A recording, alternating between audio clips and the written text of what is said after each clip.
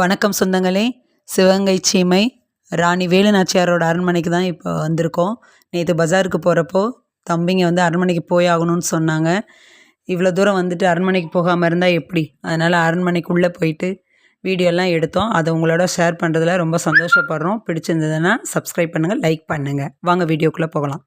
இதுதான் வந்து என்ட்ரன்ஸ்லேயே வந்துட்டு நமக்கு செக்யூரிட்டி இதுவும் அலுவலகமும் இருக்குது.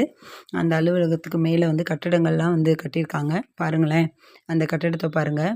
உள்ளே இருக்கிற அந்த வாயில் கதவு எவ்வளோ பெருசாக இருக்குதுன்னு பாருங்கள். இவ்வளோ நூற்றாண்டுக்கு முன்னாடி கட்டினது, ஆனாலும் இன்னும் எவ்வளோ அழகாக பிரமிப்பாக இருக்குது பாருங்கள்.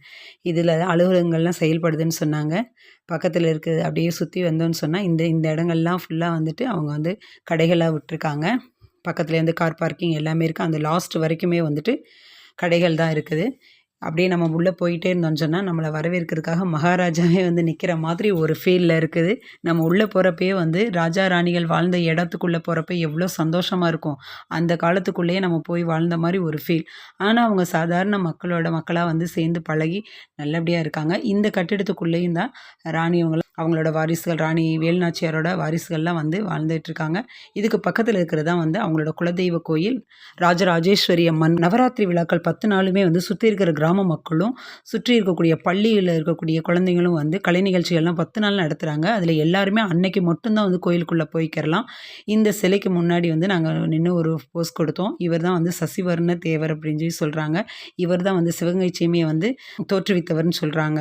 அவருக்கு கீழே வந்து என்னென்னலாம் பண்ணாங்க அப்படின்னு சொல்லி பட்டயத்தில் எழுதி வச்சுருக்காங்க. யார் யாரெல்லாம் ஆண்டாங்க, யார் யாரெல்லாம் வந்து அவங்களோட ராஜ்யத்தோட கொடி. இதில் வந்துட்டு சிவகங்கை சீமையை எப்படி உருவாக்குனாங்க, எந்த வருஷம் உருவாக்குனாங்கங்கிறத பற்றின விவரங்கள்லாம் வந்து இதில் வந்து பட்டயங்களில் வந்து எழுதி வச்சுருக்குறாங்க.